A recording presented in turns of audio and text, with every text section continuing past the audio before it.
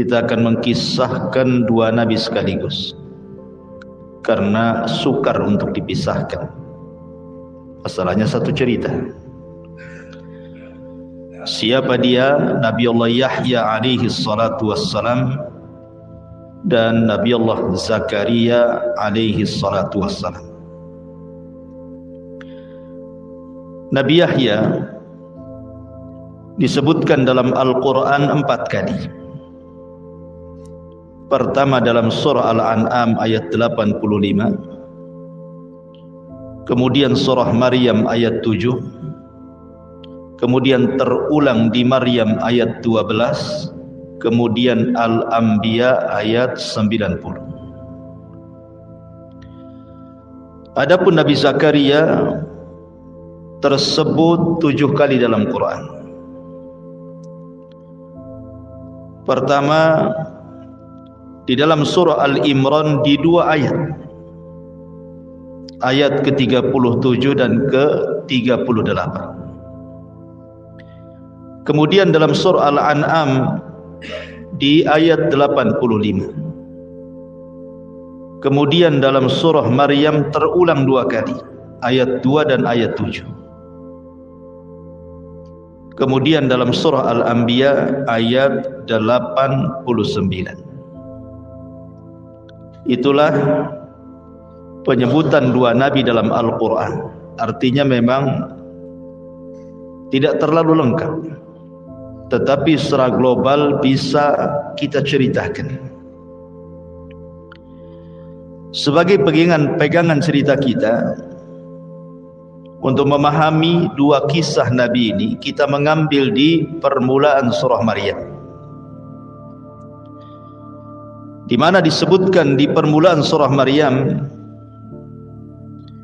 dari ayat 1 sampai ayat 11 bicara tentang Nabi Allah Zakaria. Kemudian ayat 12 sampai ke 15 itu bicara tentang kisah Nabi Allah Yahya. Kita gabungkan. Ma'asyiral muslimin yang dimuliakan Allah Azza wa Jalla, saya tidak hendak mengkisahkan kisah para nabi itu untuk sebuah dongeng yang mungkin dinikmati untuk diceritakan. Tapi saya ingin membahas tentang kandungan daripada ayat per ayat, kalimat per kalimat dalam kisah ini. Karena setiap ayat per ayat, kalimat per kalimat dalam Al-Quran ketika mengkisahkan para nabi dan rasul itu semua ada pelajaran di dalamnya. Makanya Quran itu jangan hanya sekedar dibaca saja. Ya, perintahnya Iqra, Iqra bismi rabbikal ladzi khalaq. Betul. Tetapi lebih daripada itu, tafakkur dengan ayat-ayat itu jauh lebih penting daripada hanya sekedar membaca. Jadi ayat ini atau surah Maryam di ayat pertama sampai ke-15 ini kita akan memetik faedah-faedah per kalimat-kalimatnya, supaya kita paham Al-Quran juga isinya apa. Taib. Allah Subhanahu wa taala berfirman, Kaf ha ya ain sad, Dzikru rahmati rabbika abdahu Zakaria. Kaf ha ya ain sad. Sering kita dapati di permulaan Al-Quran huruf atau potongan-potongan huruf-huruf hijaiyah diletakkan di permulaan surat. Alif lam mim, Alif lam mim ra, Qaf Toha Yasin Nun. Termasuk di sini Kaf ha ya ain sad. Apa maknanya? Kenapa dicantumkan huruf-huruf hijaiyah yang terangkai yang tidak ada maknanya? Kalau al-kitabu jelas maknanya kitab, al-qalamu maknanya pena, al-baitu maknanya rumah, Al-masjidu maknanya masjid. Lah kalau kaf ha ya ain sad ini tak ada makna. Lalu kenapa sesuatu yang tidak ada makna diletakkan di permulaan Al-Quran? Ada sebagian ulama mengatakan bahwa sebenarnya ada maknanya, tetapi yang tahu hanya Allah saja. Pendapat yang kedua, sesungguhnya tidak ada makna sama sekali. Allah Subhanahu wa ta'ala hanya sekedar tahaddi saja. Tahaddi itu artinya membuat semacam tantangan kepada orang-orang Arab. Quran itu turun di Mekah di zaman Arab jahiliyah tempo dulu. Orang-orang Arab itu kalau ngomong pakai bahasa Arab, Quran pun berbahasa Arab. Ucapan orang-orang Arab terangkai dari alif sampai ya. Quran pun sama, terangkai daripada alif sampai ya. Seolah-olah Allah ingin katakan, kalau kalian tidak yakin dengan Al-Quran, maka rangkailah Al-Quran itu dengan bahasa kalian, dengan alif, dengan lam, dengan mim, dengan ra, dengan kaf, dengan ha, dengan ya, dengan ain, dengan sad. Rangkai kalau kalian sanggup. Seolah-olah ketika Allah meletakkan huruf-huruf potongan-potongan hijaiyah dalam rangka menantang. Bukankah bahasa Arab terangkai dari alif sampai ya? Quran pun sama. Kalau kalian tidak yakin dengan Al-Quran, rangkailah dengan huruf-huruf itu semisal Quran. Sanggup? Tidak sanggup. Dari Allah menantang dengan 10 surat dalam surah Al-Isra. Kemudian diturunkan menjadi 1 surat dalam Al-Baqarah. Fa'tu bi suratin mim mithli. Datangkan 1 surat yang semisal Quran saja. Kalian tidak akan sanggup. Itulah makna daripada kaf ya ha ain sad. Kalau kita mengacu kepada ahli tafsir di kitab-kitab tafsir mereka, biasanya ketika mentafsirkan huruf-huruf atau potongan-potongan huruf hijaiyah itu, pasti ulama tafsir akan mengatakan Allahu a'lamu bimuradihi bihi. Allah yang tahu maksudnya. Tetapi pendapat yang kuat bahwa diletakkannya huruf-huruf hijaiyah seperti ini dalam rangka tantangan. Allah sedang menantang. Hei anda yang pakar-pakar bahasa Arab, bukankah bahasa Arab terangkai dari alif sampai ya? Quran juga sama. Buatlah Quran dengan bahasa Arab kalian, kalau kalian sanggup. Tapi ada juga yang mengatakan bahwa sesungguhnya potongan-potongan huruf hijaiyah kalau diletakkan di awal surat itu, maknanya huruf-huruf yang banyak pada surat itu adalah potongan-potongan di awal. Umpamanya Al-Baqarah. Berarti kalau kita membaca surah Al-Baqarah, huruf yang paling banyak pertama alif, yang kedua lam, yang ketiga mim. Kalau kita mau hitung nih, surah Al-Baqarah kita hitung satu-satu, alifnya berapa, lamnya berapa, mimnya berapa.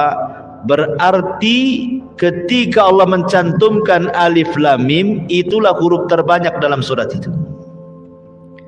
Ketika Allah mengatakan dalam surah Maryam kaf ha ya ain sad, berarti itu huruf terbanyak dalam surah Maryam itu. Itu maksudnya. Ada juga yang mengatakan seperti itu. Tidak percaya, coba antum pulang dari sini, antum hitung tuh huruf dalam surah Maryam itu. Kemudian antum pisah-pisahkan alifnya berapa, baknya berapa, taknya berapa, saknya sampai yaknya berapa. Ustaz kayak nggak ada kerjaan. Itu kerjaan. Apalagi hitung. Nanti antum akan dapati dalam surah Maryam itu kaf adalah terbanyak tuh hurufnya. Kemudian ha, kemudian ya, kemudian ain, kemudian sad. Dan itu termasuk ijazul Quran, kehebatan Quran. Taib, ha kaf ha ya ain sad. Dzikru rahmati rabbika 'abdahu Zakaria. Yang dibacakan ini adalah penjelasan tentang rahmat Tuhanmu kepada hambanya Zakaria. Ayat ini akan menjelaskan bagaimana kasih sayang Allah kepada Nabiullah Zakaria. Tetapi kasih sayang Allah itu bukan kepada para nabi saja, kepada semua manusia Allah sayang. Mu'minuhum wa kafiruhum, mau mukminnya mau kafirnya Allah sayang. Buktinya orang yang tak solat Allah kasih minum, Allah kasih makan, Allah kasih kesehatan, Allah kasih kerjaan, lebih kaya pula dibandingkan orang yang solat, lebih sehat pula dibandingkan orang yang solat, lebih sukses pula dunianya dibandingkan orang yang solat. Sayang tidak tuh Allah? Sayang. Kalau Allah tidak sayang sudah diazab orang itu. Tetapi sayangnya hanya sebatas dunia. Di akhirat mereka tidak mendapatkan sayangnya Allah. Dalam sebuah hadis Nabi SAW mengatakan, "Lamma qadallahu al-khalqa kataba kitaban fahuwa indahu fawqa arsy. Inna rahmati sabaqat ghadabi." Ketika Allah memutuskan sebuah perkara kepada hambanya, maka Allah catat semuanya di Lauhil Mahfuz. Maka dia pun kemudian berada di atas arasy-Nya, dan dia mengatakan, sesungguhnya rahmatku jauh lebih mendahulukan dibandingkan kemurkaanku. Rahmat Allah ini luas. Sekalipun orang sudah kurang ngajar kepada Allah, tetap saja Allah kasih rezeki. Menunjukkan apa? Rahmat Allah lebih luas dibandingkan murkanya. Padahal subhanallah, Allah itu ngasih rahmat kepada kita ini, itu hanya 1 bagian dari 100 bagian. Jadi Allah menciptakan ja'alallahu rahmata mi'ata juz'in. Allah telah jadikan 100 rahmat di dunia ini. Fa'amsaka indahu 99 juz'an. Kemudian Allah tahan 99 rahmat, yang 1 diturunkan ke bumi. Tapi yang 1 ini subhanallah sudah cukup bagi hamba-hambanya. Kita lihat bagaimana sayangnya binatang, induk binatang dengan anaknya, anak dengan induknya. Manusia juga sama. Sesama manusia saling sayang-sayangan. Padahal baru 1 tuh. Bagaimana kalau orang masuk surga di mana rahmat Allah yang 100% dikasihkan juga? Gimana kehidupan ahli surga itu? Luar biasa. Ya. Itulah rahmat Allah subhanahu wa ta'ala, sangat dan teramat luas. Orang biasanya kenapa keluar dari rahmat Allah azza wa jalla?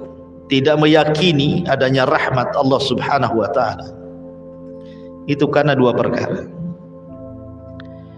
Boleh jadi orang ini putus asa karena banyak dosa, terlalu banyak dosa, sehingga dia putus asa. Nggak mungkin Allah ampuni saya, banyak kali dosaku. Akhirnya stres. Saya pernah di seorang ibu-ibu, dia stres gara-gara mikirin dosa. Ustaz, dulu waktu saya muda itu begini. Sekarang saya sudah tua, tobat Ustaz. Tapi bayang-bayang kematian itu terus membayangi saya. Rasa-rasanya Allah tidak mengampuni dosa saya. Lihat, dosa inilah yang menjadikan apa? Tidak meyakini adanya rahmat. Ya. Atau mungkin sebaliknya, terlampau semangat ngajak kebaikan, terlampau semangat mengajak kebaikan, tiba-tiba kemudian dia tidak suka dengan maksiat. Ketidaksukaannya dengan maksiat sampai-sampai kemudian dia mengingkari rahmat Allah. Bahwa orang yang maksiat itu nggak akan masuk surga. Saking bencinya kepada ahli maksiat, tidak dirangkul dia, malah kemudian orang ini menganggap ahli maksiat itu masuk neraka semuanya. Karena ini pernah terjadi zaman dulu. Jadi ada orang yang berkawan berkawan nih, satu ahli ibadah, satu pula ahli maksiat. Rupanya itu gebetannya kemana-mana berdua, berkawan, baik kawannya. Yang ahli ibadah ini baik, setiap hari ngomong tobat, tobat, tobat gitu ya. Tak mau tobat pun dia. Sampai pada waktunya mungkin si kawan ini yang melakukan dosa ini melakukan dosa yang menurut pandangan ahli ibadah ini tidak bisa ditolerir lagi. Dah keterlaluan bahasa kita. Akhirnya dia pun murka dan mengatakan, kalau kau tidak tobat, kau tidak akan diampuni dosamu dan neraka tempatmu. Main klaim saja dia. Dia tidak tahu bahwa ampunan milik Allah, neraka surga juga milik Allah. Bukan dia yang memutuskan orang ditolak tobat, bukan dia yang memutuskan orang masuk surga atau neraka. Akhirnya mengingkari rahmat Allah kan. Ma'asyiral muslimin, maka jangan terlampau bangga dengan kebaikan sehingga benci dengan keburukan. Harusnya boleh kita benci dengan maksiat, benci dengan keburukan yang dilakukan orang lain, tetapi sebaiknya kan kita rangkul mereka supaya mereka mendapatkan rahmat Allah. Kemudian ayat yang ketiga, idznada rabbahu nidaan khafiyah, yaitu tatkala Nabi Allah Zakaria berdoa kepada Tuhannya dengan suara yang sangat lirih dan lembut. Dahulu di zaman Rasul ada Arab Badui datang kepada Rasul. Kemudian dia mengatakan, ya Rasulullah, aqaribun rabbuna am ba'id?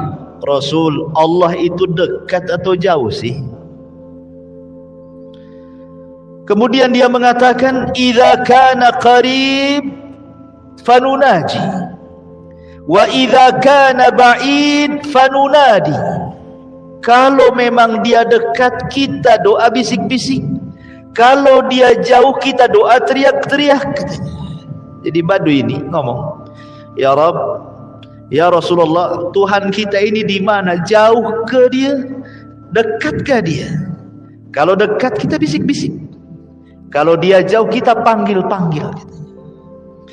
Maka Allah Subhanahu wa taala menurunkan ayat, wa idza sa'alaka ibadi anni fa inni qarib ujibu da'watad da'i idza da'an.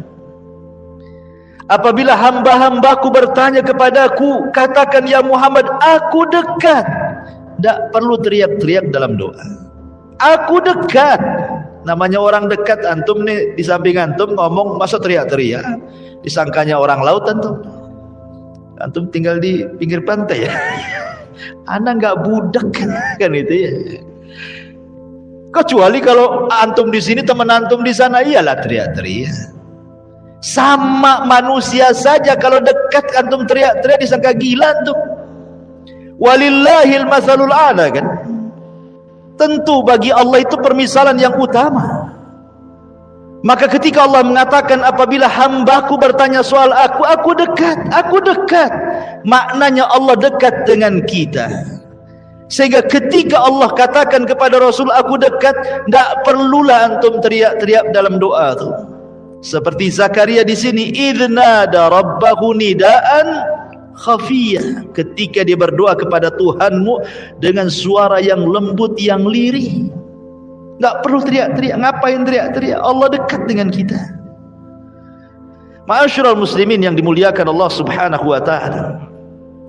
Oleh karenanya maka di antara adab berdoa yang diajarkan Nabi sallallahu alaihi wasallam adalah berdoalah seperti Nabi Zakaria, pelan, lirih, lembut. Allah dekat, tidak jauh. Kemudian ayat yang keempat, qala rabbi inni wahanul azmu minni washta'ala ar-ra'su syaiban wa lam akun bidu'aika rabbi syaqiyya. Zakaria berkata, ya Tuhanku, ya Rabb, sesungguhnya tulangku telah lemah dan kepalaku sudah ditumbuhi uban, dan aku belum pernah kecewa dalam berdoa kepada Engkau ya Rabb. Artinya Nabi Zakaria mengajarkan kepada kita jangan pernah bosan meminta kepada Allah. Jangan pernah bosan. Justru bosan itulah yang menjadikan doa kita ditolak, yang disebut dengan istijal. Ketika dia mengatakan da'autu falam yastajibli, aku sudah berdoa, kenapa ya Rabb kau tidak kabulkan aku? Justru kalimat itu yang menjadikan doa tidak diterima. Makanya Nabi SAW mengatakan dalam hadis Abi Hurairah radhiyallahu an, yustajabu li ahadikum ma lam ya'jal, akan diijabah setiap doa salah seorang di antara kalian selama tidak tergesa-gesa. Sahabat bertanya, apa yang dimaksud tergesa-gesa itu Rasul? Kata Rasul mengatakan, qad da'autu rabbi falam yastajibli.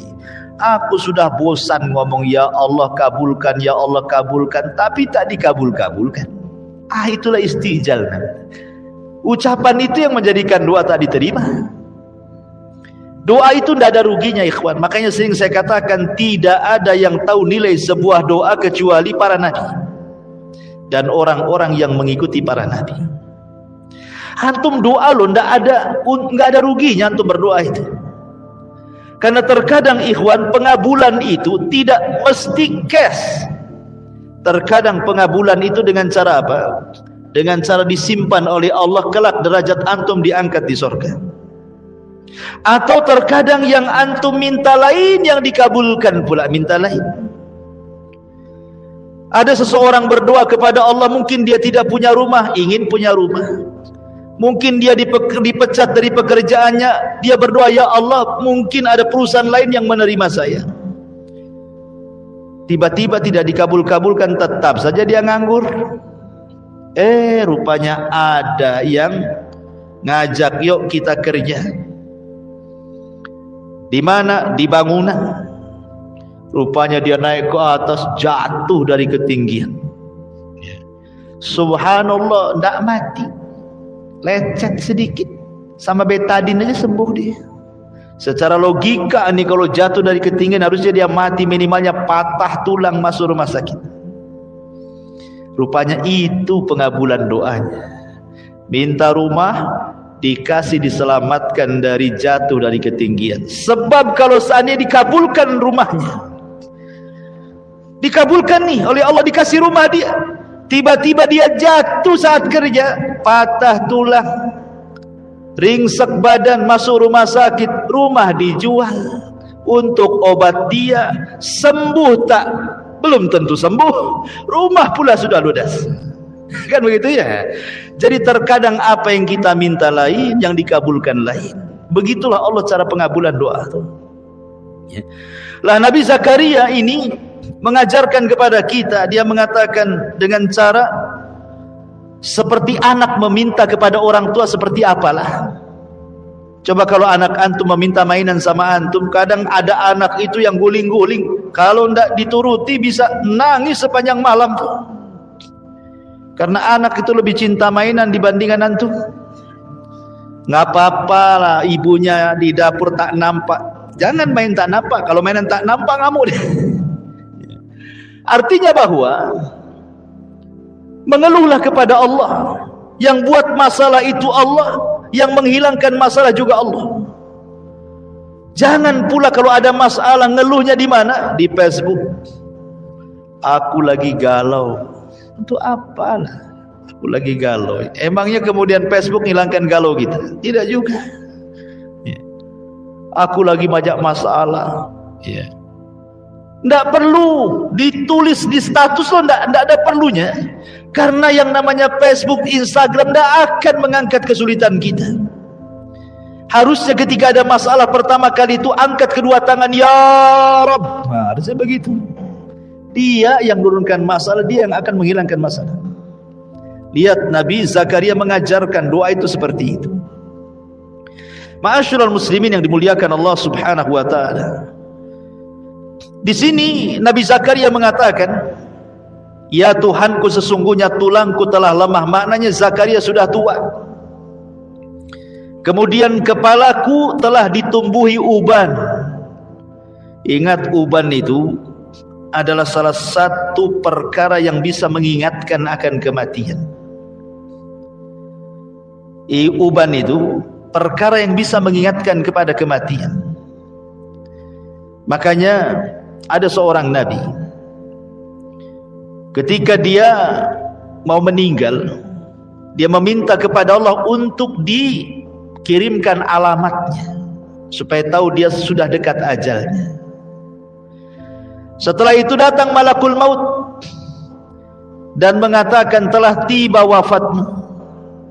Dia mengatakan, bukankah aku sudah meminta kepada Allah agar dikirimkan tanda-tandanya? Kata malakul maut, sudah, kau yang minta 2, ku kasih kau 3. Kemudian dia mengatakan, apa tanda-tandanya? Lihat badan. Dulu punggungmu bisa tegak, sekarang sudah membungkuk. Dulu kepalamu hitam, sekarang sudah beruban. Dulu kau kuat, sekarang kau lemah. Itulah tanda-tandanya. Tetapi sekali lagi, ini kan tanda-tanda umum, bukan tanda seorang nabi mau mati kayak gitu kan. Semua orang pun kayak gitu, ya. Tetapi ini pun tidak bisa dibawa kepada itlak kan, mengitlakkan bahwa kalau ada 3 tanda ini maka mati sejengkal lagi, nggak bisa juga. Ya, karena belum tentu juga orang tua itu lebih dulu mati dibandingkan anak muda. Banyak kakek yang usianya lebih lama dibandingkan cucunya, karena cucunya main trek-trekan di jalan, tabrak dia. Ya. Jadi, tetapi maksudnya di sini, umumnya orang kalau sudah tua, berarti mendekati, kalau dia usianya 62, 63, artinya ke 70 sudah dekat tuh. Walaupun ada yang lebih daripada itu, saya belum pernah ada orang yang punya umur itu 200 tahun, tidak pernah. Kalau 120 tahun adalah, tapi itu kan 1-2, itu saja sudah tidak bisa bangun, jalan pun susah, makan pun disuapi dan nyusahin orang. Ya. Ma'asyiral muslimin yang dimuliakan Allah Azza wa Jalla, makanya kalau antum punya uban jangan dicabut. Kata Nabi SAW, la tantafu syaibah fa innahu nurun yaumal qiyamah. Wa man syaba syaibatan fil Islam kanat lahu bi kulli syaibatin hasanah wa rafa'a biha darajah. Jangan kalian cabut tuh bulu-bulu uban kalian, kata Rasul. Karena uban itulah yang akan menjadi cahaya bagi kalian pada hari kiamat. Uban di kepala itu akan jadi cahaya pada hari kiamat, kata Rasul. Maka barang siapa yang dia beruban, maka setiap satu uban 1 kebaikan, dan Allah angkat 1 derajat padanya. Itu 1 uban. Kalau 2 uban 2 kebaikan, 3 uban 3 kebaikan. Kalau uban semua kan ada tuh, ya, kayak pengacara kondang dulu kan uban semua tuh. Ya, tapi bukan disemir putih. Ya, kalau disemir putih, belilah cat putih, tumpahkan di kepala. Maksudnya tumbuh dengan sendirinya, karena biasanya tumbuh uban itu biasanya usianya sudah 40 tahun ke atas. Diingatkan loh, kamu sudah 40 tahun, bukan karena penyakit. Ya, kita bicara umum lah. Biasanya usia kalau sudah 40 tahun ke atas sudah 1 nampak, 2 nampak. Ya, kadang-kadang bukan hanya di kepala tuh bulu uban tuh, bulu hidung pun ada uban kadang-kadang. Artinya kalau ngaca kan diingatkan juga kita ini. Ya, jadi ingat bahwa orang kalau sudah beruban, ambillah pelajaran dari uban itu. Ya. Kemudian ayat yang kelima, wa inni khiftul mawaliya min wara'i wa kanat imra'ati akiran fahabli min ladunka waliya. Kata Nabi Allah Zakaria, dan sungguh aku khawatir terhadap mawaliku sepeninggalku. Maksudnya mawaliku di sini kerabat-kerabatku. Aku khawatir dengan kerabatku, aku khawatir dengan kaumku. Kalau aku tidak punya keturunan, siapa yang akan meneruskan dakwahku, gitu maksudnya. Sesungguhnya aku khawatir terhadap mawaliku sepeninggalku. sedangkan istriku adalah seorang yang mandul, maka anugerahkan aku ya Rabb dari sisimu seorang putra yang baik. Boleh jadi putra itu akan meneruskan perjuangan, karena aku khawatir kalau aku sampai mati tidak punya keturunan, siapa yang akan melanjutkan estafet dakwahku? Lihat bagaimana Nabi Zakaria mengajarkan kepada kita tentang ijtihad dalam doa. Pengen punya keturunan bukan karena syahwat. Kalau kita kan punya keturunan karena malu, sudah lama menikah tak punya anak, malu dengan mertua kita. Ataukah dia mengatakan nanti siapa yang akan mewarisi harta dan tahtaku ini kalau aku mati? Dunia yang diceritakan. Nanti kalau saya sudah tua nggak ada yang merawat saya karena nggak punya anak, stres dia masa depan. Bukan itu tujuan kita punya anak tuh. Di sini loh Nabi Zakaria mengajarkan kepada kita, dia takut kalau seandainya dia mati tidak punya anak, estafet dakwahnya terputus. Jadi yang ditanamkan kepada kita, kalau kita punya anak itu, bagaimana anak ini menjadi anak yang soleh dan soleha. Kalau kita mati, ada yang mendoakan. Idza mata ibnu Adam in qata'a amaluhu illa min thalathin, sadaqatin jariyah aw ilmin yuntafa'u bihi aw waladin salihin yad'u lahu. Kalau anak Adam meninggal, terputus semuanya kecuali 3 perkara: sedekah yang mengalir, ilmu yang manfaat, dan anak yang soleh yang mendoakan. Jadi kita minta anak itu, makanya kenapa doa para nabi, Rabbi habli minas salihin, ya Rabb anugerahkan anakku yang soleh. Karena yang soleh inilah yang bisa membahagiakan orang tua. Yang toleh inilah yang tolah-toleh orang tuanya. Kan itu yang gak bahagia. Ma'asyiral muslimin yang dimuliakan Allah, makanya di ayat ke-6-nya dengan tegas kemudian Allah katakan yarithuni wa yarithu min ali yaquba waj'alhu rabbi radiyah. Yang akan mewarisi aku dan mewarisi sebagian keluarga Yakub, dan jadikanlah ia ya Tuhanku seorang anak yang diridhai. Ketika dia mengatakan bahwa yang akan mewarisi aku dan mewarisi sebagian keluarga Yakub, dari sini menunjukkan bahwa Nabi Zakaria itu masih nabi-nabi Bani Israel, karena dia mengatakan mewarisi sebagian keluarga Yakub. Yakub itu Israel, seluruh keturunannya 12. Dari 12 orang inilah melahirkan banyak manusia, termasuk dalamnya para nabi. Itulah yang disebut dengan Bani Israel. Kalau sedikit-sedikit dikaitkan dengan Yakub berarti Bani Israel. Ya. Jadi Zakaria itu adalah nasabnya sampai kepada Bani Israel. Ada yang mengatakan Zakaria ibnu Dan, ibnu Muslim, ibnu Saduq, sampai kepada Sulaiman ibn Dawud. Jadi dia turunan Nabi Sulaiman ibnu Dawud alaihi salatu wassalam, sampai nasabnya ke mana? Ke Yahuda. Yahuda ini siapa? Putra Yakub. Artinya sampai nasabnya ke Nabi Yakub. Ya, makanya Nabi Zakaria ini termasuk nabi-nabi Bani Israel. Kemudian ayat yang ke-7-nya, setelah kemudian Nabi Zakaria terus berdoa, tidak henti-hentinya beribadah dan berdoa, maka datanglah kabar gembira kepada siapa? Nabi Zakaria. Ya Zakaria, inna nubashiruka bi gulamin ismuhu Yahya lam yaj'al lahu min qablu samiyya.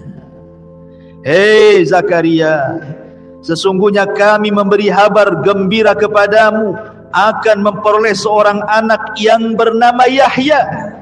Sebelumnya kami belum pernah menciptakan orang yang namanya serupa dengan dia. Jadi itulah nama yang pertama kali, yang sebelumnya tidak ada nama, Nabi Yahya. Dulu nggak ada nama Yahya itu. Barulah Nabi Zakaria memberi anaknya Yahya. Oh, kalau sekarang banyaklah Pak Yahya. Di mana rumahnya Pak Yahya? Sebelah sana. Yahya yang mana? Ada yang hitam, ada yang putih. Kan itu ya. Yahya terlalu banyak. Kalau dulu nggak ada nama Yahya, baru Nabi Yahya inilah yang diberi nama oleh Zakaria. Setelah itu banyaklah nama Yahya. Ya, di Tiban Kampung juga ada Pak Yahya. Ya, dulu saya punya kawan orang Telkom Pak Yahya juga namanya. Banyak, terlalu banyak, ya kan. Ma'asyiral muslimin yang dimuliakan Allah Azza wa Jalla, lihat bagaimana di sini Allah mengatakan, ya Zakaria inna nubasyiruka. Wahai Zakaria, aku kasih kabar gembira kepadamu. Menunjukkan apa? Bahwa anak itu nikmat dari Allah. Karena bahasanya Allah kasih kabar gembira. Berarti anak itu yang menggembirakan orang tua. Makanya kenapa Allah Subhanahu wa taala menyebutkan dalam surah Al-Kahfi ayat 46, al-malu wal banun zinatul hayatid dunya. Harta dan anak-anak itu perhiasan bagi kehidupan dunia. Betapa banyak orang tua, terutama kita lah bapak-bapak, ya kan, punya anak kecil lucu-lucu itu di rumah. Antum sudah lelah kerja dari pagi sampai malam, pulang istri antum walaupun sudah dandan tak ditengoknya, anak antum pula mana si anu katanya. Apalagi belum tidur, digendong hilang semua lelah capek itu. Begitulah anak kadang-kadang jadi obat. Tak perlu antum minum jamu supaya hilang capek-capek. Tengok anak saja senang, hilang capek semua. Karena apa? Itu nikmat kan? Nikmat dari Allah. Nikmat dari Allah. Karena anak kecil yang lucu itu tidak akan membuat dongkol suaminya. Beda dengan istri antum. Udah lelah kerja pulang, istri senyum pun tidak. Baju yang dipakai malam itu pula baju yang dipakai untuk masak pagi hari. So, mandi pun tidak. Belum lagi ngomelnya. Enggak. Kalau anak-anak kan tidak. Ya lucu ya lucu. Marahnya anak-anak pun lucu, apalagi lucunya istri. Lucunya ada, ketika marah dongkolnya ada. Baru masuk rumah keluar lagi gitu. Ini apa-apaan ini? Makanya anak itu dijadikan oleh Allah obat bagi orang tuanya. Nikmat ikhwan, nikmat yang luar biasa. Zuyyina lin-nasi hubbus syahawati minan nisa'i wal banin. Karena memang cinta kepada anak itu bagian dari syahwat kita. Senang, ya. Nengok anak itu senang gitu. Itu nikmat pemberian dari Allah Subhanahu wa taala. Makanya musibah terbesar dalam kehidupan ini, orang tua meninggal musibah, pasangan meninggal musibah, tapi anak meninggal jauh lebih berat lagi musibah. Makanya Nabi SAW sampai nangis ketika meninggal Ibrahim. Sampai Abdurrahman ibn Auf mengatakan, ya Rasulullah, ma yubki, kenapa anda menangis? Kata Nabi SAW, ya Abdurrahman, innal aina la tadma, wa innal qalba la tahzan, wa inna bifiraqika ya Ibrahim la mahzunun, wa ma naqulu illa ma yarda Rabbuna. Abdurrahman, namanya mata itu ya bisalah meneteskan air mata. Namanya hati bisa sedih. Perpisahanku dengan Ibrahim menyesakkan dada bagiku, tapi aku tidak pernah mengucapkan sesuatu kecuali yang Allah ridhai. Itu tabiat. Orang nangis itu manusiawi. Yang tidak boleh itu niyaha, jerit-jerit, guling-guling, motong rambut, jambak-jambak gitu ya, teriak-teriak, nolak takdir, itu yang tak boleh. Itu niyaha namanya. Ma'asyiral muslimin yang dimuliakan Allah Azza wa Jalla. Makanya kemudian kalau punya anak syukuri. Banyak orang yang tidak punya anak berpuluh-puluh tahun dia menikah, sudah ke dokter, sudah ke sinse, sudah ke herbal, sudah ke obat-obatan, dirangsang dengan macam-macam rangsangan pun tidak punya anak. Sedihlah dia. Kata istrinya, bang nikah lagi jalan bang. Nikah lagi tak punya anak juga. Istri keduanya nikah lagi bang, nikah tak punya. Memang dia yang mandul. Mau 100 perempuan dia nikahnya tetap aja dia tak punya anak gitu kan. Ya itu kan alasan jelas, karena disuruh sama istri. Antum anak 10 pula diam-diam kawin lagi. Ma'asyiral muslimin yang dimuliakan Allah Subhanahu wa taala. Kemudian Allah Subhanahu wa taala mengatakan dalam ayat ke-8-nya, qala rabbi anna yakunu li gulamun wa kanat imraati aqiran wa qad balagat minal kibari itiya. Zakaria berkata, ya Tuhanku, bagaimana akan ada anak bagiku padahal istriku adalah seorang yang mandul, dan aku sendiri sesungguhnya sudah mencapai umur yang sangat tua renta. Mustahil, aku sudah tua 100 lebih, istriku juga sudah tua mandul lagi. Macam mana kau akan berikan anak kepadaku? Zakaria tidak hendak mengajarkan kepada kita keraguan akan kudrah dan iradah Allah. Tidak, Zakaria tidak ragu-ragu. Cuman kan dia semacam kayaknya nggak yakin, nggak, mustahil aku sudah tua ini mandul kok punya anak, itu gimana ceritanya? Tapi Allah Subhanahu wa taala kemudian mengatakan, qala kadzalika qala rabbuk huwa 'alayya hayyin wa qad khalaqtuka min qablu wa lam taku syai'a. Tuhan berfirman, demikianlah Tuhan. Jadi Allah Subhanahu wa taala mengatakan, Tuhan berfirman, demikianlah hal itu adalah mudah bagiku, kata Allah. Dan sesungguhnya telah aku ciptakan kamu sebelum itu, padahal kamu di waktu itu belum ada sama sekali. Seolah-olah ingin mengatakan, kau jangan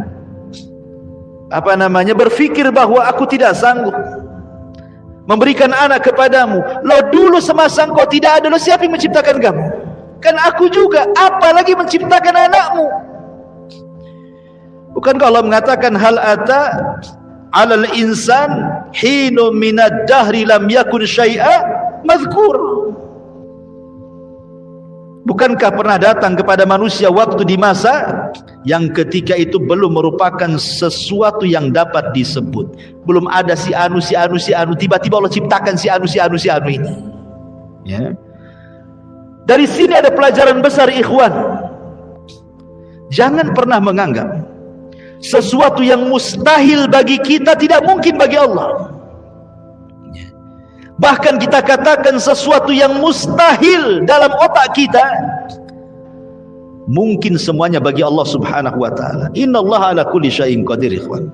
Allah itu segala sesuatu Maha mampu. Apa yang tidak mampu bagi Allah? Ma'asyiral muslimin yang dimuliakan Allah. Kemudian ayat 10-nya, qala rabbi ij'al li ayah. Kalau begitu ya Rabb, berikan aku tanda kalau aku ini punya anak. Qala ayatuka alla tukalliman nas salasata ayyamin sawiyya. Tanda bagimu adalah bahwa kamu tidak dapat bercakap-cakap dengan manusia setelah 3 malam padahal kamu sehat. Ya, nanti aku akan kasih tanda-tandanya wahai Zakaria. Kalau tiba-tiba kau bisu mendadak, ngomong nggak bisa, hanya bisa dengan isyarat atau tulisan, berarti istrimu lagi hamil tuh. Kalau tiba-tiba kau bisu, nggak bisa apa-apa, nggak ngomong, lagi hamil tuh istri. Ustaz, saya lagi sariawan Ustaz. Ya, jadi istri saya hamil nih. Karena istri saya udah sakit-sakit perut tuh, sakit-sakit badan, mau itu tanda-tandanya itu. Beli test pack besoknya. Pas di test pack rupanya keluar darah merah, lagi haid rupanya. Subhanallah, ikhwan. Ya.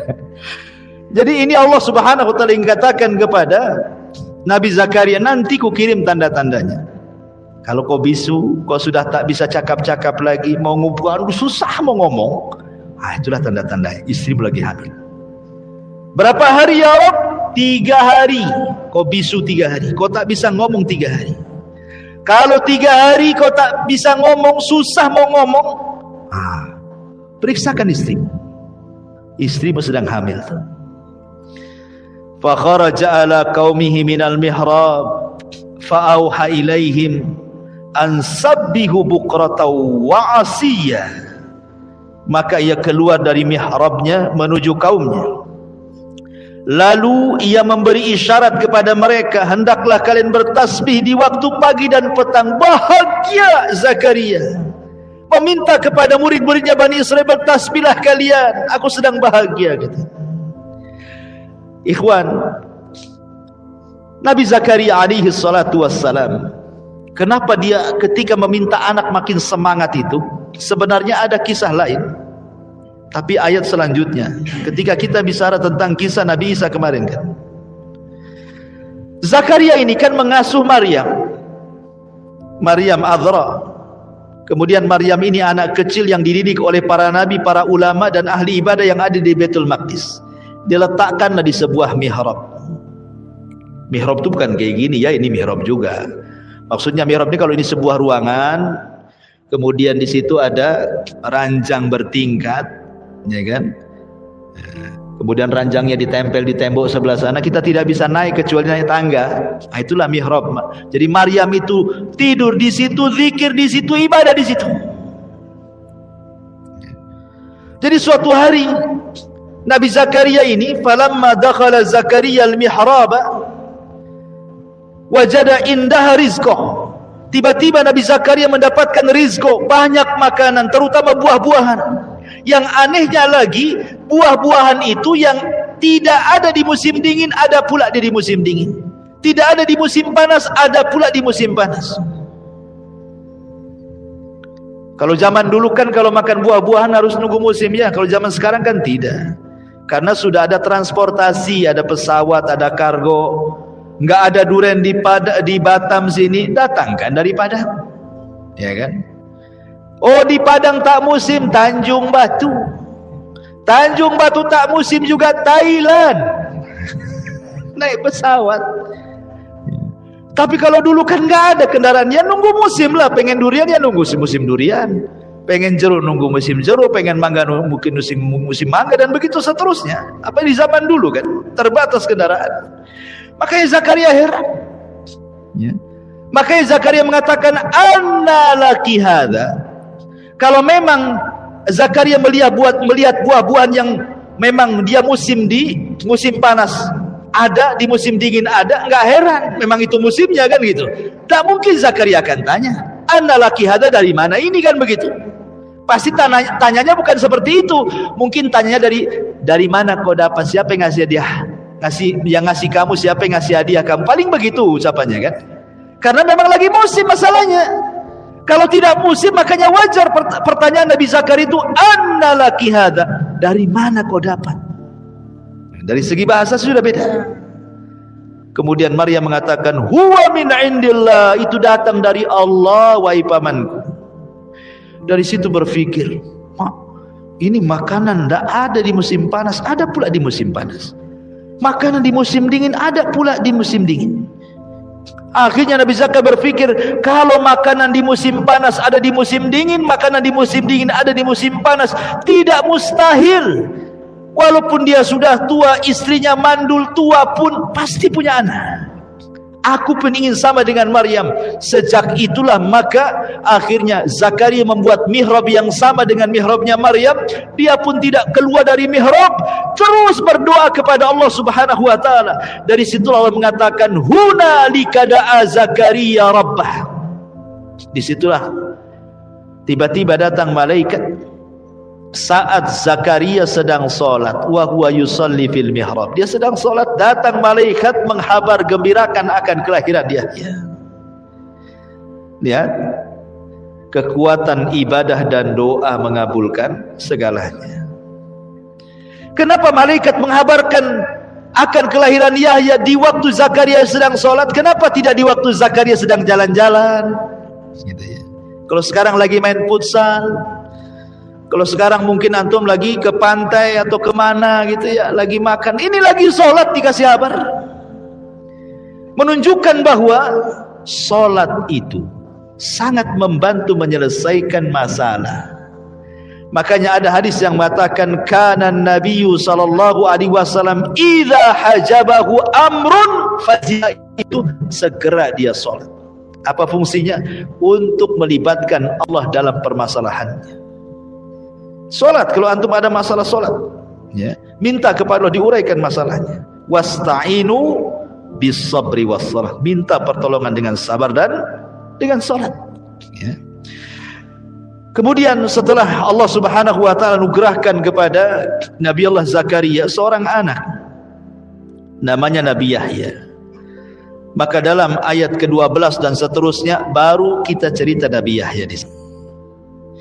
Allah mengatakan, "Ya Yahya, khudhil kitaba biquwwatin wa atainahul hukma sabiyya."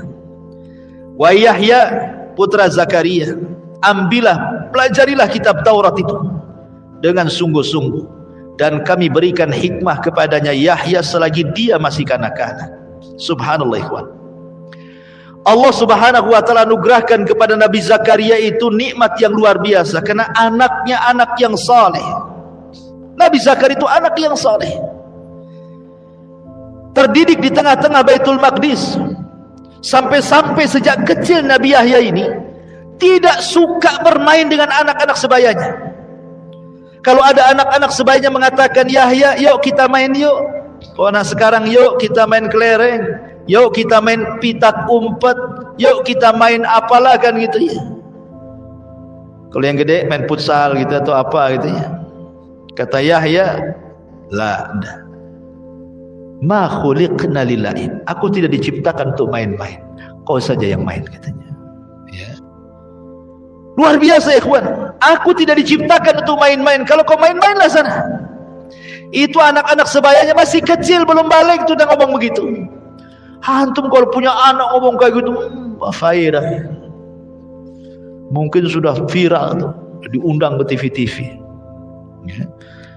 Menunjukkan bahwa bagaimana Nabi Yahya itu terdidik seperti itu di atas ibadah kan. Sampai kecil-kecil tak mau main dia. Sampai Nabi Yahya itu kecil-kecil itu dia suka ke hutan, tafakur di hutan. Sampai-sampai kemudian tidak ada satupun hewan dari yang buas sampai yang jinak kecuali cinta dengan Nabi Yahya. Kenapa? Sebab kalau dia dapat makanan masuk ke hutan, dikasihlah makan tuh semua binatang-binatang di hutan itu. Makanya jadi jinak dia. Coba kalau antum punya peliharaan ikan di akuarium, ya, antum yang kasih makan, istri nggak pernah kasih makan, itu pasti nurut sama antum. Kenapa antum aja udah nongol tuh? Kalau nama istri antum biasa-biasa aja, bakhil katanya. Kan itu ya. Karena orang namanya melihara sesuatu kan siapa yang dekat dengan dia kan? Ya. Seperti mamanya antum tengok ada kucing depan rumah, kasih aja makanan tiap hari. Besok dia undang satu kampung kucing itu datang ke situ. Nggak perlu beli kucing kan? Karena biasanya binatang itu jinak kepada yang mengasih makan kan. Makanya kemudian binatang-binatang di hutan semua jinak sama Nabi Yahya. Subhanallah. Makanya dia tidak pernah bergaul di hutan saja. Kalau main ke hutan, tafakur dalam hutan. Kadang balik lagi ke Baitul Maqdis beribadah. Ma'asyiral muslimin yang dimuliakan Allah Azza wa Jalla. Lah di sini Allah mengatakan, "Ya Yahya, wahai Yahya, ambillah pelajari kitab Taurat itu dengan sungguh-sungguh." Subhanallah, Nabi Yahya ini dia kecil-kecil sudah hafal Taurat dan tahu isi daripada Taurat. Mungkin kalau zaman sekarang ini belum balik sudah hafal Quran, tafsir-tafsirnya Ibnu Katsir itu di kepalanya. Coba bayangkan. Ya. Orang, coba anak belum balik hafal Quran. Sudah hafal Quran, bisa pula ngaji tafsir di luar teks. Apa enggak ajaib ikhwan? Itulah Nabi Yahya, Taurat di kepalanya, paham dengan Taurat. Anak kecil loh, bayangkan. Makanya Allah mengatakan apa? Wa atainahul hukma sabiyya. Kami berikan hikmah kepada Yahya selagi dia masih kanak-kanak lagi. Ya. Makanya Allah Subhanahu wa taala di permulaan ayat mengatakan, "Ya Yahya khudil kitab." Wa Yahya, ambil pelajari kitab Taurat dengan sungguh-sungguh. Dari sini menunjukkan bahwa kunci sukses itu adalah sungguh-sungguh. Kalau anak-anak antum yang di pesantren, yang di pondok itu, ya, kasih semangat. Ceritakan Nabi Yahya ini. Bagaimana Nabi Yahya sungguh-sungguh beribadah kepada Allah, mempelajari Taurat. Akhirnya satu-satunya anak di zaman itu yang hafal Taurat dan paham dengan Taurat. Orang dewasa saja belum tentu. Karena memang mengemban agama ini bukan perkara ringan, ikhwan. mengemban agama ini berat. Sampai-sampai Allah mengatakan inna aradnal amanata 'alas samawati wal ardi fa abaina wal jibal fa abaina an yahmilnaha wa ashfaqna minha wa hamalaha al insan innahu kana zaluman jahula. Kami tawarkan amanah, kata Allah, ke gunung, ke langit, ke bumi, semuanya nolak. Manusia pula mau mengambilnya. Makanya manusia zaluman jahula, sudah zalim jahil pula. Jadi amanah mengemban Al-Quran, amanah mengemban dakwah ini berat. Gunung saja tidak sanggup, langit saja tidak sanggup, bumi yang kita pijak tidak sanggup, tapi manusia sanggup. Maknanya karena manusia punya kesungguhan. Jangan lagi cerita agama, ya. Antum kalau punya kesungguhan yang luar biasa, punya keberanian gitu ya, tidak pengecut, bisalah antum raih. Contoh para pembisnis, antum punya modal, punya skill, tak punya keberanian, nggak akanlah jadi bisnis tuh, ya kan? Sungguh-sungguh. Kemudian Allah sebutkan beberapa sifat Nabi Yahya yang luar biasa ini. Wahananan min ladunna wa zakatan wa kana taqiyya. Dan kami jadikan Nabi Yahya itu salah satu sifatnya adalah hananan. Anaknya penuh rasa kasih sayang kepada sesama ataupun kepada orang tua. Kalimat hanan, ikhwan, saya jelaskan sedikit. Kalimat hanan dalam bahasa Arab itu adalah ibarat daripada kasih sayang ibu kepada anak. Ya. Tidak ada seorang ibu yang mencelakakan anaknya, kan? Tidak ada ceritanya. Sak marah-marahnya ibu kepada anak itu karena kasihan dengan anaknya. Karena cintanya seorang ibu kepada anak itu sepanjang masa, tidak akan terhenti. Itu kalimat hanan dalam Al-Quran. Lah kenapa Nabi Yahya disifati dengan hanan? Seolah-olah Allah ingin mengatakan kelembutan hati Yahya selembut seorang ibu sayang dengan anaknya. Begitulah kelembutan Nabi Yahya kepada sesamanya, apalagi kepada orang tuanya. Sangat-sangat berbuat baik kepada orang tuanya. Kenapa demikian? Karena Zakaria sudah tua, kemudian juga ibunya sudah tua, maka dia tahu muamalah, bagaimana caranya menghormati orang tuanya. Begitulah sifat hanan itu maksudnya. Makanya dalam Islam juga sama, kan? Wa qadha rabbuka alla ta'budu illa iyyah wa bil walidaini ihsana. Imma yablughannaka indakal kibara ahaduhuma aw kilahuma fala taqul lahumā uffin wa la tanharhumā wa qul lahumā qawlan karīmā wahfidh lahumā janāha adh-dhulli minar rahmah wa qur rabbirhamhumā kama rabbayani shaghīra. Itu dalam Islam diajarkan, ya. Dan Tuhanmu telah memerintahkan agar kamu jangan menyembah kecuali kepada Dia, dan hendaklah berbuat baik kepada kedua ibu bapa kalian. Jika salah seorang di antara bapa ibu kalian sudah tua atau salah satu dari keduanya, maka jangan ucapkan kalimat ah saja, tidak boleh, apalagi sampai membentaknya. Katakan kepada keduanya kalimat yang baik. Rendahkan dirimu, jangan menyombongkan terhadap keduanya dengan penuh kasih sayang, ya. Dan ucapkanlah, wahai Tuhanku, sayangilah kedua orang tuaku sebagaimana dia dulu pernah menyayangi aku dan merawat aku sedari kecil, ya. Ma'asyiral muslimin yang dimuliakan, itulah sifat siapa? Nabi Yahya, hanan. Sangat lembut hatinya, cinta betul sama orang tuanya karena tahu orang tuanya sudah tua, ya. Makanya kalau antum punya orang tua yang sudah tua, sayangi mereka. Kemudian bukan hanya hanan, wa zakatan, bersih hatinya, tidak ada keinginan berbuat dosa. Karena biasanya orang berbuat dosa itu berawal dari hati itu, keinginan untuk melakukan, keinginan untuk memandang, keinginan untuk mendengar, keinginan untuk melangkah. Jadilah dia ahli maksiat. Nabi Yahya berusaha membersihkan hatinya. Subhanallah. Sampai-sampai dalam sebuah hadis, walaupun hadis ini ada yang mengatakan tidak sahih gitu ya, pada hari kiamat semua orang akan membuat tanda bahwa dia melakukan dosa kecuali Nabi Yahya. Semua orang akan membawa tanda bahwa dia pernah melakukan dosa pada hari kiamat di hadapan Allah, kecuali Nabi Yahya tidak ada tandanya, karena dia tidak pernah berbuat dosa. Hatinya jernih, bersih, dari kecil memang dia orang baik. Kemudian di antara sifat yang ketiganya, Allah mengatakan wa hanana min ladunna wa zakatan wa kana taqiyya. Nabi Yahya itu orang yang bertakwa. Takwa itu artinya takut.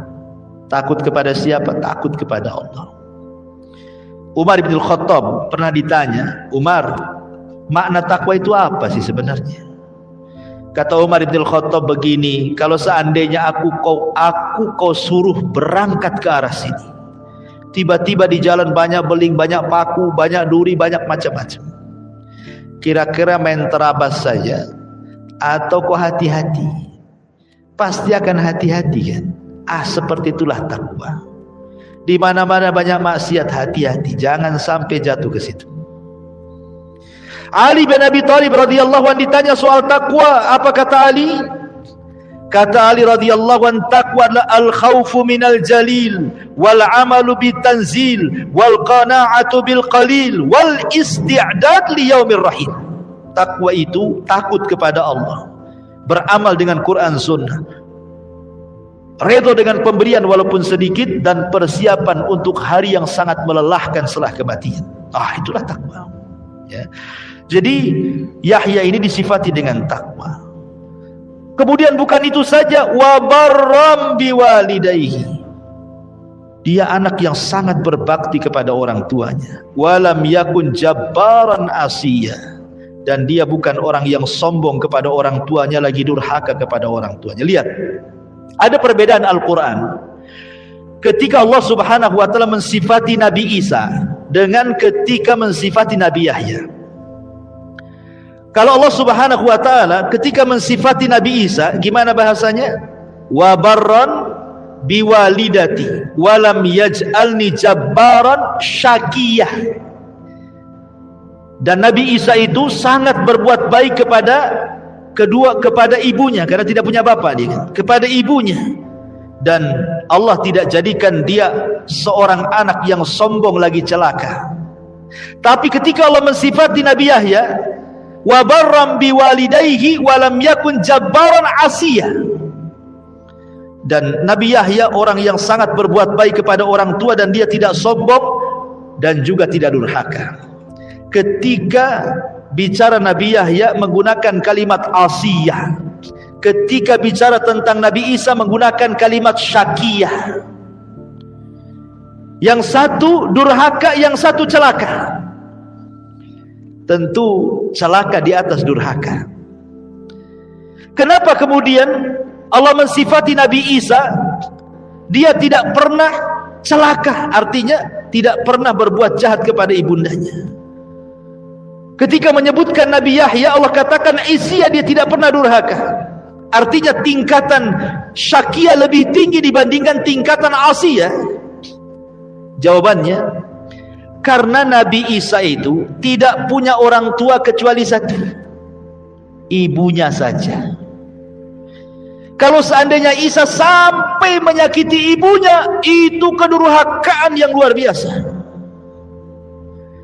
Tetapi Nabi Yahya ini masih dua orang tuanya, ya kan? Masih ada Zakaria, masih ada ibundanya.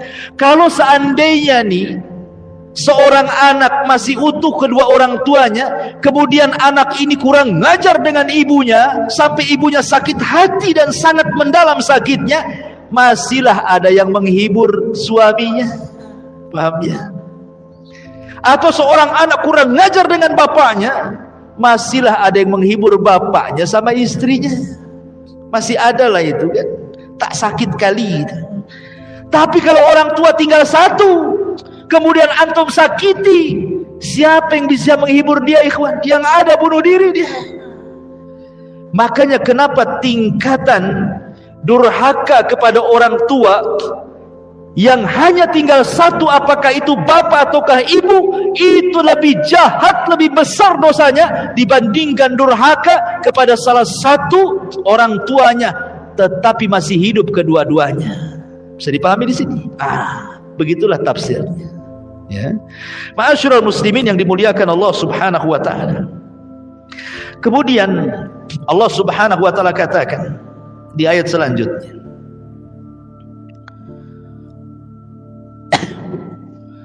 wa salamun alaihi yauma wulida wa yauma yamutu wa yauma yub'atsu hayya.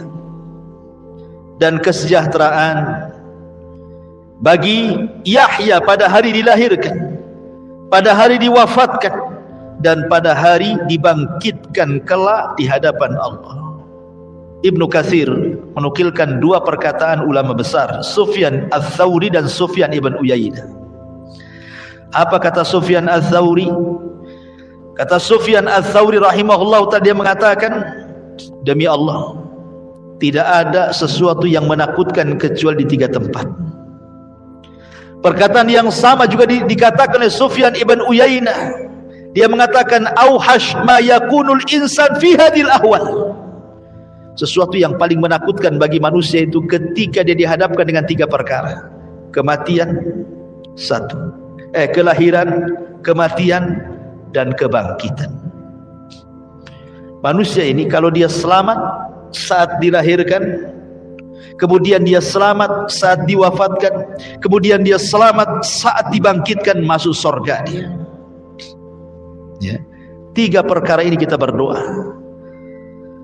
Sebab satu saja lepas dari 3 perkara ini, orang akan celaka.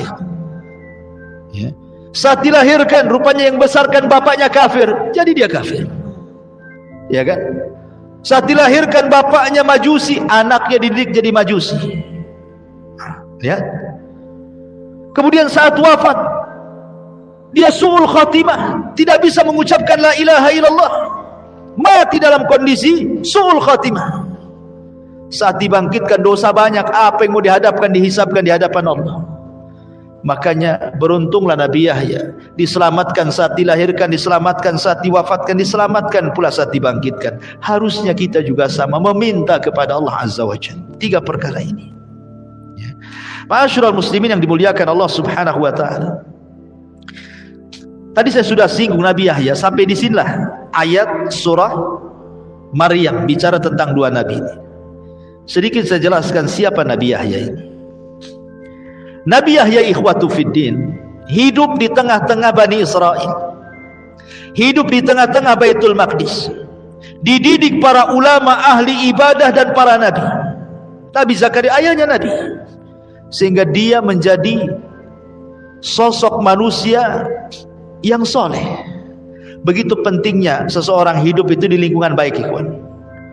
Ya, kalau orang hidup di lingkungan baik, jadi baik dia. Akhirnya kemudian besar menjadi seorang nabi yang sangat dicintai manusia. Nabi Yahya itu subhanallah sangat dicintai manusia, beda dengan Zakaria. Zakaria agak keras sedikit. Tapi kalau Nabi Yahya ini lembut cara dakwanya. Bani Israel suka dengan Nabi Yahya. Bukan masyarakat biasa, raja-rajanya, hakim yang memimpin Palestina itu suka dengan Nabi Yahya. Terkadang ada masalah datang kepada Nabi Yahya minta fatwa. Karena dia orator, orangnya lembut, baik, dan luar biasa. Allah mengatakan dalam ayat tentang sifat Nabi Yahya itu, ada kalimat hasuran wa nabiyan minas salihin. Dia hasur. Hasur itu dia tidak menempatkan wanita dalam hatinya. Nggak ada kata wanita dalam hati itu. Dia tidak suka dengan wanita, karena bagi dia wanita itu yang bisa mendatangkan syahwat, akhirnya mengganggu antara dia dengan Allah. Betul-betul menjauh dari wanita. Ya, tidak mau dia. Pada Nabi Yahya itu disifati orangnya ganteng, lembut ngomongnya, halus ucapannya, orangnya perawakannya luar biasa. Tetapi dia tidak mau mendekat perempuan. Karena bagi dia, ya tentu ini kan syariat zaman itu ya. Jangan ditiru. Karena ada di zaman Rasul yang mengatakan, demi Allah saya tidak akan menikah dan saya akan habiskan kehidupanku untuk ibadah. Rasul berkhutbah dan mengatakan, siapa yang ngomong tadi? Ya. Aku loh orang yang lebih takwa dan orang yang lebih takut kepada Allah. Tetapi saya juga menikah, kata Rasulullah. Man raghiba an sunnati falaysa minni. Siapa yang membenci sunnahku bukan golonganku, kan. Ini tentu bicara syariat Nabi Isa, Nabi Yahya alaihi salatu wassalam. Tapi dalam kenyataannya juga para ulama juga banyak yang tidak menikah, kan. Imam Nawawi, Ibnu Taimiyah, dan banyak para ulama yang menghabiskan usianya untuk belajar, akhirnya tidak menikah sampai meninggal, kan. Jadi Nabi Yahya itu sama sekali tidak ada ruang dalam hatinya namanya perempuan itu. Kalau kita kan sebanyak-banyaknya ruang itu bagi perempuan. Bukan satu perempuan saja, 100 perempuan ada dalam hati kita. Ya. Setiap nengok YouTube, baru lewat saja di situ di TikTok gitu kan, ada perempuan joget, langsung dipencet. Terlampau banyak ruang untuk perempuan kita. Nabi Yahya, apa itu perempuan? Tidak mau. Jadi betul-betul fokus ibadah gitu ya. Ma'asyiral muslimin yang dimuliakan Allah Azza wa Jalla, ada sebuah wasiat yang diwasiatkan Nabi Yahya kepada Bani Israel dalam sebuah hadis yang sahih yang dikeluarkan Al-Imam Ahmad dan juga Tirmidzi. Suatu ketika Nabi Yahya dan Isa ini berjumpa. Itu kan satu zaman, namanya Ibnu Khalah, ya, masih kerabat, anak bibi. Jadi suatu ketika Isa mengingatkan, Nabi Yahya, kau belum sudahkah kau sampaikan 5 perkara yang dari Allah kepada umat? Kata Nabi Yahya, belum. Jangan kau tunda-tunda. Aku yang menyampaikan atau engkau yang menyampaikan, kata Isa. Kata Yahya, oh jangan. Kalau kau yang menyampaikan, azab turun kepada aku, katanya. Biar aku yang menyampaikan. Maka Nabi Isa itu mengumpulkan Bani Israel. Ingat bahwa yang pertama kali membenarkan kerasulan Isa itu Yahya. Jadi Nabi Isa itu mengumpulkan Bani Israel, kemudian berceramah di hadapan Bani Israel. Apa ceramahnya? Innallaha amarani bi khamsi kalimatin an a'mal bihin wa amurakum an ta'maluhunna bihin, an ta'malu bihin. Allah telah perintahkan kepadaku, kata Yahya, dengan 5 perkara aku harus mengamalkannya. Maka aku pun perintahkan kepada kalian, hei Bani Israel, untuk kalian juga mengamalkannya. Secara singkat ya, karena terlampau lama. Yang pertama, awwaluhunna an ta'budullaha wa la tusyriku bi syai'an. Yang pertama, sembah Allah, jangan sekutukan Allah Azza wa Jalla. Tauhid. Yang kedua, wa innallaha amurakum bisalah. Setelah tauhid, salat kalian. Yang ketiga, wa amurakum bisyam. Setelah tauhid, salat, puasa kalian. Yang keempat, wa amurakum bisadaqah. Sedekah. Tauhid, salat, puasa, sedekah. Wa amurukum an tadhkurullah. Setelah itu banyak-banyaklah zikir kepada Allah.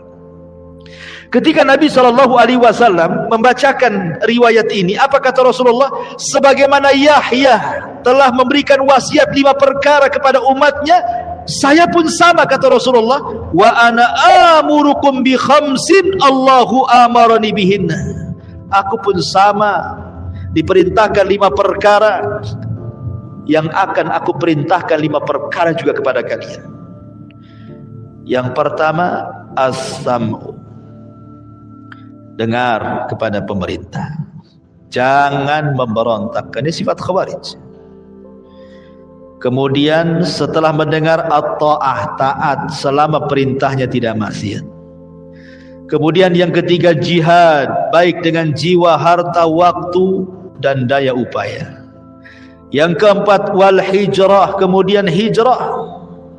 Hijrah dari yang baik ke yang buruk, dari negara kafir ke negara Islam, dari sifat-sifat buruk menjadi sifat-sifat baik, yang ahli maksiat jadi taat. Hijrah itu mana yang?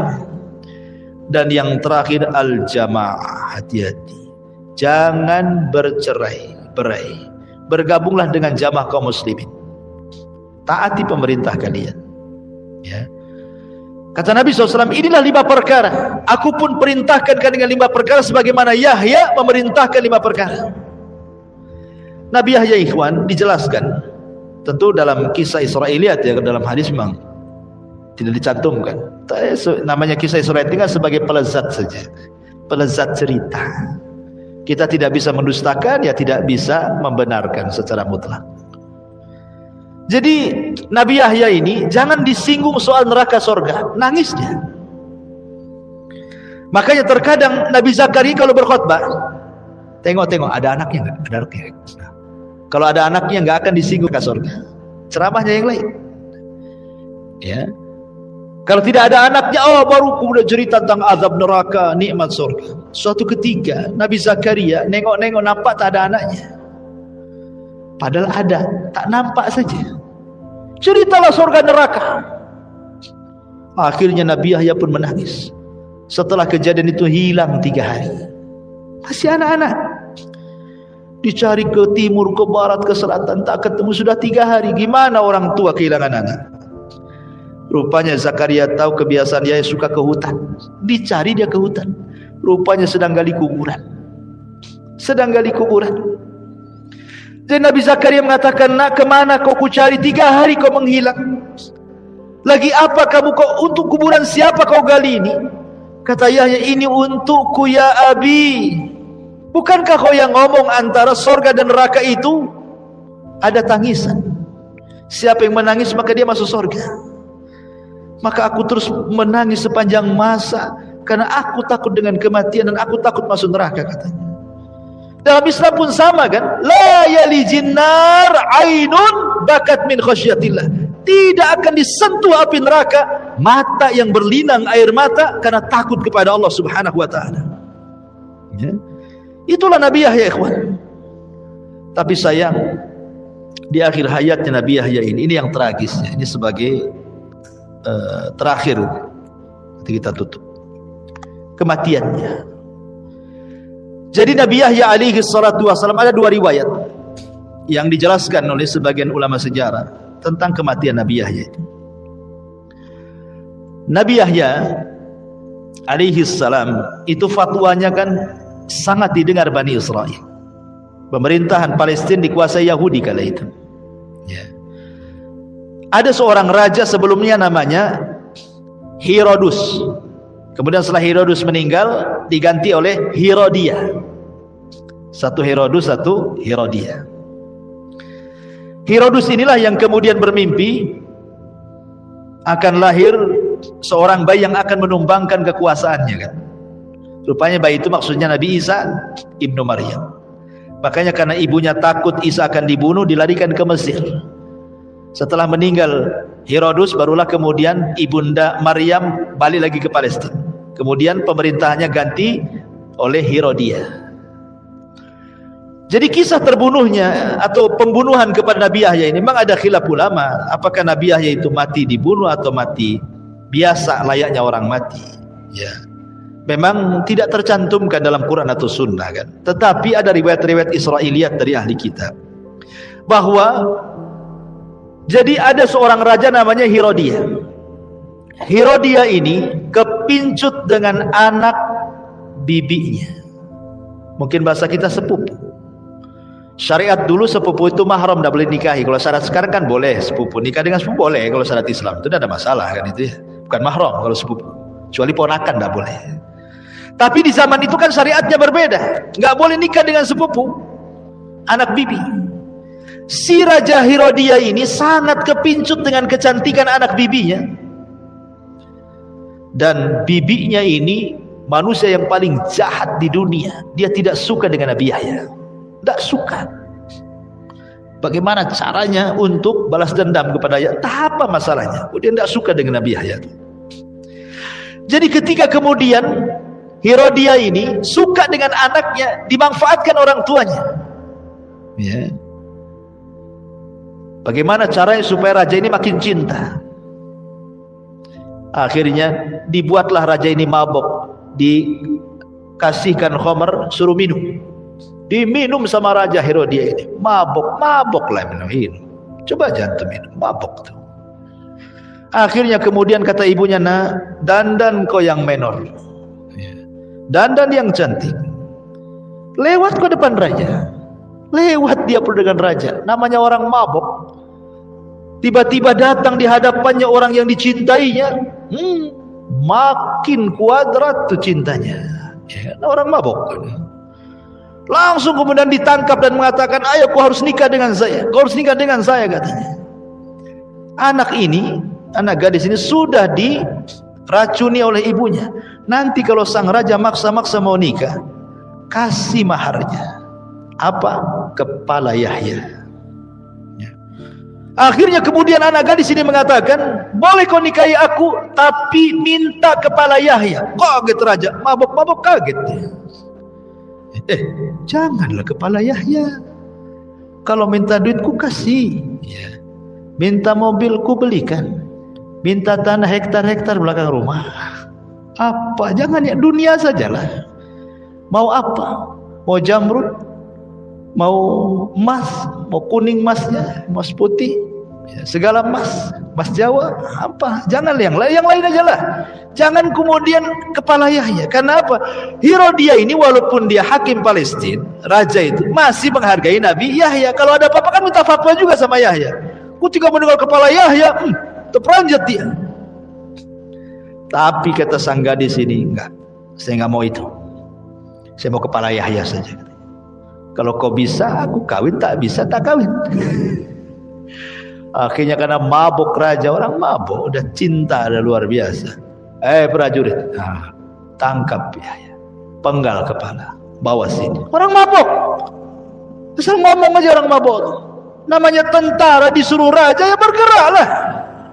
Bergerak tentara ini menuju Baitul Maqdis. Nabi Yahya ini sedang sholat di mihrabnya, ditangkap.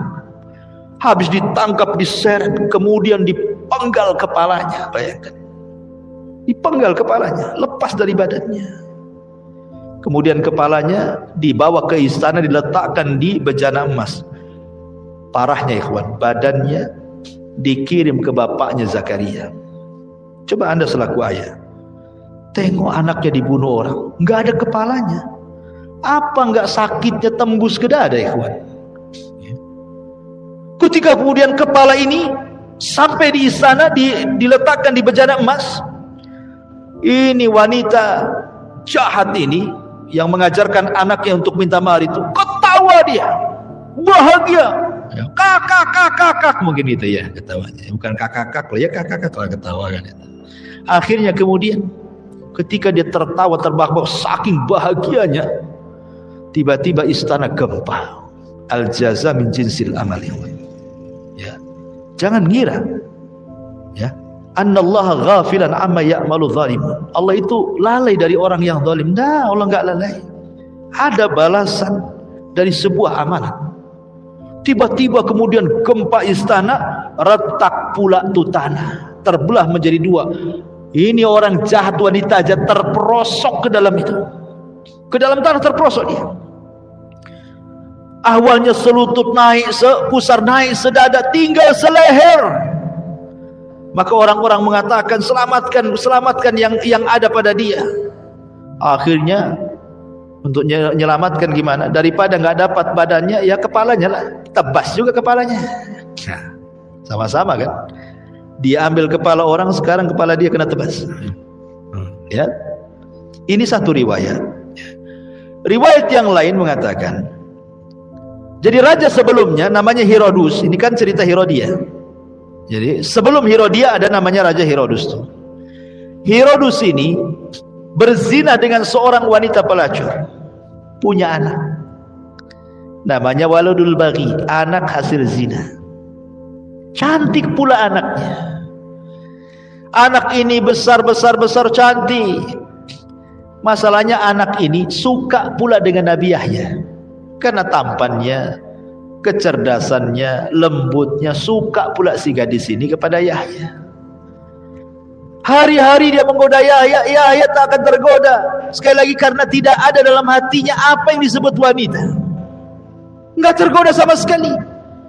Sakit hatilah si wanita ini. Seandainya posisi Nabi Yahya itu antum, datanglah cewek cantik, anak saudagar kaya, anak nomor 1 Batam lah contoh kan itu. Jangan nomor 1 Kepri apalagi yang KRI. Udahlah, anak RT jadilah. Ya. Cantik, kaya. Gak akan antum tolak. Kalau antum tolak, semua dunia akan mengatakan gila lu. Digila-gilain kita. Padahal waras tuh. Ya kan? Nabi Yahya tuh, dia tak mau. Sama sekali ditolak. Apa itu? Dendamlah perempuan anak zina ini. Ngadu sama bapaknya. Ngadu sama sama Herodus bapaknya. Bahwa cintanya ditolak, dukun harus bertindak nih. Gak bisa dibiarkan. Akhirnya dendam anaknya pun menjadi dendam bapaknya Herodus. Sebab dendam anaknya ini, maka Herodus mengatakan kepada prajuritnya, karena dia sudah menolak cinta anakku, bantai dia, penggal kepalanya. Itu perintah Herodus. Akhirnya prajurit mencari Yahya, kemudian dipenggal kepalanya, mati. Ya. Subhanallah. Cukup sampai di sini? Tidak.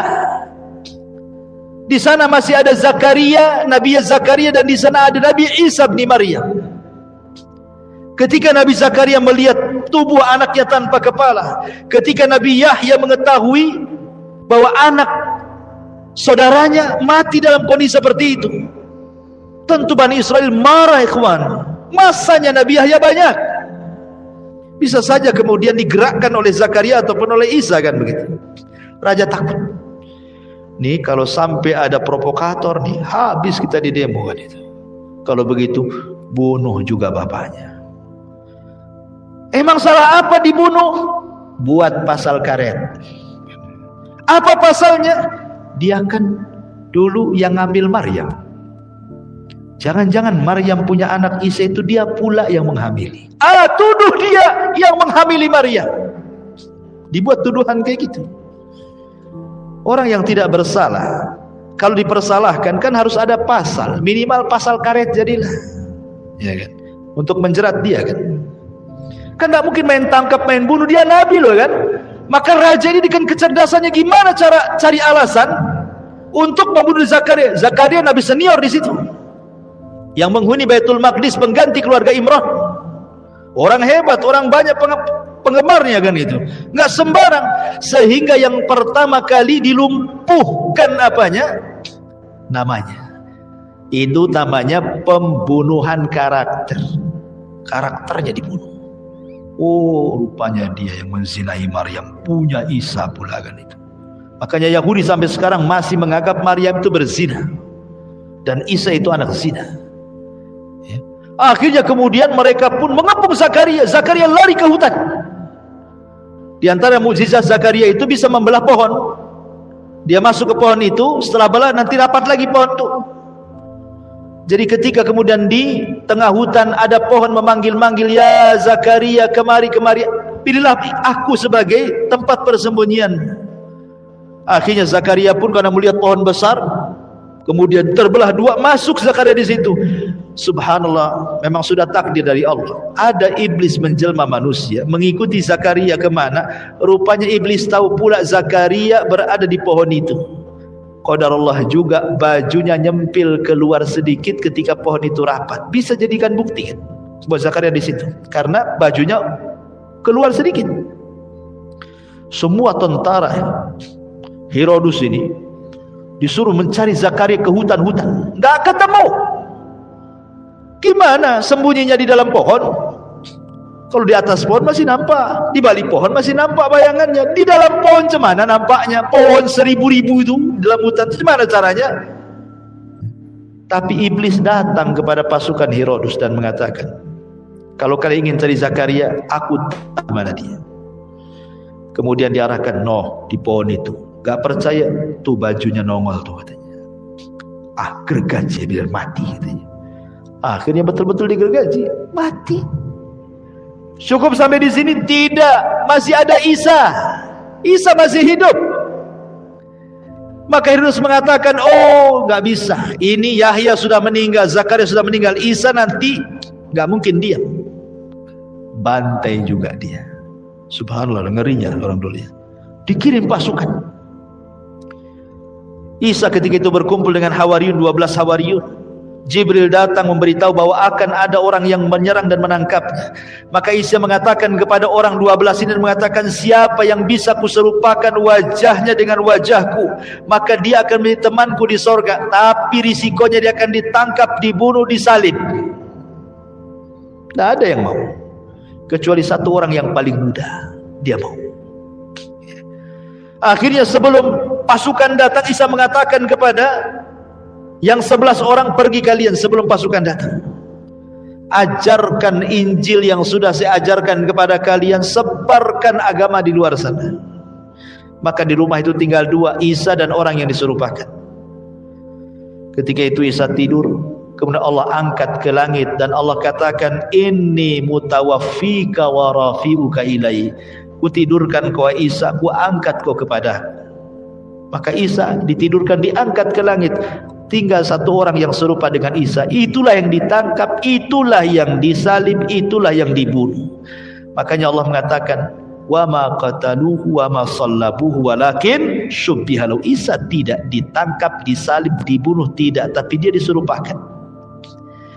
Jadi yang diangkat ke langit itu Isa, yang dibunuh itu bukan Isa. Isa masih hidup dan akan turun di akhir zaman. Pertanyaannya, kenapa Isa tidak nasibnya sama dengan Yahya, dipenggal kepalanya, tidak pula senasib dengan Zakaria, digergaji dalam pohon di hutan. Tapi Isa diselamatkan karena tidak mungkin ulul azmi minar rusul mati dibunuh. Siapa ulul azmi? Ibrahim, Nuh, Musa, Isa, Rasulullah. Tidak mungkin 5 nabi mati dibunuh. Ya. Karena Yahya itu nabi meneruskan syariat sebelumnya, Nabi Musa, Taurat. Sementara Isa ini bukan nabi, rasul. Setiap rasul nabi, tidak setiap nabi rasul. Membawa syariat baru. Kalau sampai dibunuh, syariatnya tidak akan disampaikan, keburu mati. Ya. Makanya diangkat ke langit. Itulah bedanya kenapa kok Isa kok tidak dibunuh, dia diangkat ke langit, karena dia seorang rasul membawa syariat baru. Tapi kalau nabi itu membawa syariat lama, kayak Yahya ini masih mengajarkan Taurat. Tapi Isa punya kitab sendiri yang namanya Injil, yang menjadi pegangan orang-orang Nasrani. Intinya begitulah musibah para nabi, dan begitulah wataknya orang Yahudi. Fariqon kadzabtum wa fariqon taqtulun. Sebagian mereka mendustakan para rasul, sebagian mereka membunuh para rasul. Wallahu a'lam bishawab. Ini yang bisa sampaikan. Subhanaka bihamdika asyhadu an la ilaha illa anta astaghfiruka wa atubu ilaik. Allah taala. Assalamualaikum warahmatullahi wabarakatuh.